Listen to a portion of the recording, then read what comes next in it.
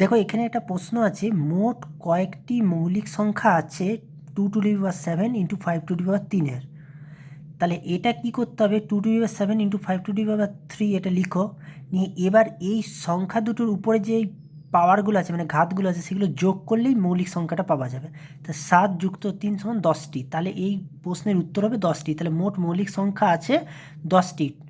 এবার মনে করো এখানে যদি 2^7 জায়গায় 4^7 থাকতো, তাহলে 2 × 7, 7^2 যদি 4^7 থাকতো তাহলে 2^7 × 2^7 হতো, তখন 7 + 7 + 3 হতো।